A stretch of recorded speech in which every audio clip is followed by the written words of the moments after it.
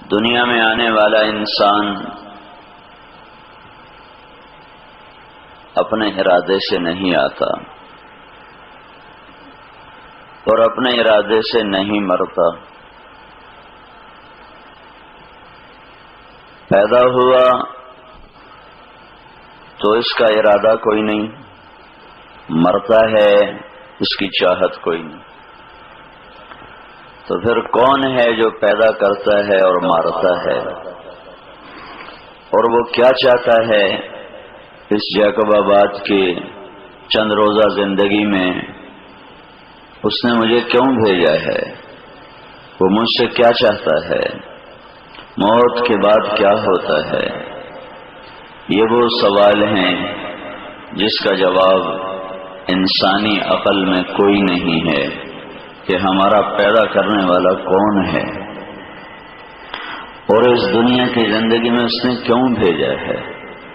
پھر یہ موت کے بعد کیا ہوتا ہے یا انسانی علم ختم ہو جاتا ہے؟ اس کا جواب اللہ اپنے رسولوں کو بھیج کر بتاتا اور سمجھاتا ہے. انسان کا علم ناقص ہے اور نبیوں کا علم کامل ہے، اور سارے نبیوں کے سردار حضرت محمد صلی اللہ تعالی علیہ وسلم، ان کا علم سارے انبیاء کے علم کے مقابلے میں وہب بن منبہ فرماتے ہیں کہ 1.25 لاکھ نبیوں کا علم ایک ذرے کی طرح ہے اور ہمارے نبی کا علم ایک پھیلے ہوئے صحرا کی طرح ہے.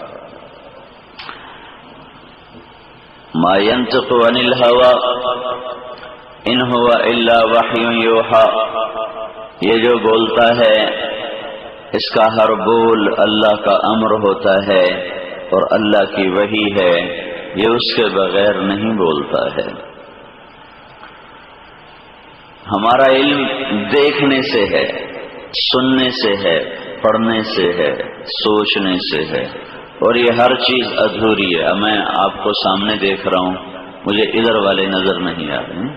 اب میں ادھر دیکھتا ہوں تب ادھر والے نظر نہیں آ رہے. میں اکیلا بول رہا ہوں تو آپ سن رہے ہو.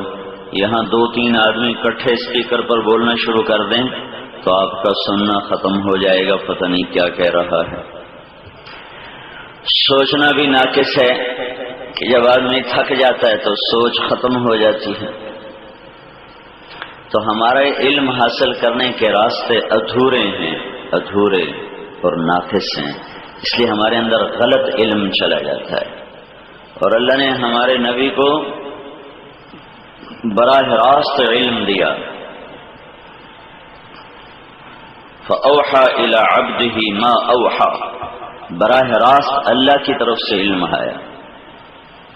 وہ آنکھوں سے نہیں، وہ کانوں سے نہیں، وہ دماغ سے نہیں، وہ دل سے نہیں، سیدھا اوپر سے اللہ کی طرف سے آیا. اِنَّا أَوْحَيْنَا إِلَيْكَ، اور فَأَوْحَى إِلَىٰ عَبْدِهِ مَا أَوْحَى، کہ میں نے اپنے بندے پر وہ علم اتارا ہے جو دنیا کا کوئی انسان سوچ تصور نہیں کر سکتا. اللہ کا براہ راست دیا ہوا ہے وہ تو ایک الگ چیز ہے، لیکن اللہ نے ہمارے نبی کو جو یہ سر کی آنکھ دی تھی، یہ اتنی طاقتور تھی کہ آپ نماز پڑھانے کے لیے مصلی پر کھڑے ہوئے، مصلی پر کھڑے ہوئے چلتے چلتے محراب تک چلے نماز کے اندر ہی، پھر وہاں سے واپس ہوئے تھوڑی دیر کے بعد اور اپنی اصلی جگہ پر آ گئے. تو جب سلام پھیرا تو جو پہلی صف کے لوگ تھے انہوں نے دیکھا کہ اللہ کے نبی نے یہ کیا کیا، تو انہوں نے پوچھا یا رسول اللہ یہ آپ نے کیا کیا؟ نماز میں آگے چلے گئے تھے، پیچھے آ گئے. تو اللہ تعالیٰ کے نبی نے فرمایا میں نماز پڑھ رہا تھا تو میری جنت پہ نظر پڑی تو اس کے پھل باہر لٹکے ہوئے تھے، تو ان کو دیکھ کر میں آگے بڑھ گیا. جنت کدھر ہے؟ 7 آسمان کے اوپر جنت ہے. تو جو مصلی پہ کھڑے ہو کر 7 آسمان کے اوپر دیکھ سکتا ہو تو اس کے دل کی نظر کیسی ہوگی؟ پھر فرمایا کہ جی آپ پیچھے کیوں ہٹے؟ کہ پھر میں نے جہنم کو دیکھا، اس کی آگ کو دیکھا، اس کے شعلوں کو دیکھا، تو پھر میں اس سے گھبرا کے پیچھے ہٹ گیا۔ یہ آگے ہونا اور پیچھے ہونا یہ 7 آسمان کے اوپر کا نظارہ تھا جو ہمارا رسول دیکھ رہا تھا، یہ اس کی نظر کی طاقت ہے۔ موسیٰ علیہ السلام نے عرض کی یا اللہ ارنی انظر الیک، میں تیرا دیدار کرنا چاہتا ہوں۔ اللہ تعالیٰ نے فرمایا لن ترانی، موسیٰ نہیں دیکھ سکتے۔ تو موسیٰ علیہ السلام نے کہا نہیں یا اللہ ایک دفعہ تو دکھا دے۔ موسیٰ علیہ السلام اللہ کے لاڈلے نبی تھے، ضد کر لیتے تھے۔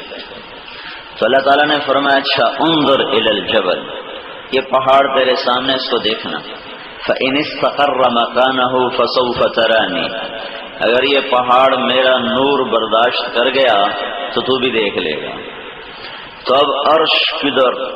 اللہ تو لا مکان ہے، عرش کے اوپر بیٹھا ہوا نہیں ہے، اللہ لا مکان ہے، لا زمان ہے، لا یحویہ مکان، لا یشتمل علیہ زمان، نہ وہ زمانے میں آتا ہے نہ وہ مکان میں آتا ہے، وہ تو سوچ تصور خیال سے آگے ہے۔ فلما تجلی ربہ للجبل، اللہ پاک کے نور کی ایک تجلی آئی چھوٹی سی پہاڑ کے اوپر، جعلہ دکا، سارا پہاڑ ریت ہو گیا، ٹکڑے ٹکڑے ہو گیا۔ وخر موسیٰ صعقا، اور موسیٰ علیہ السلام بے ہوش ہو کے گرے۔ کتنے دن بعد ہوش آیا؟ 40 دن کے بعد ہوش آیا۔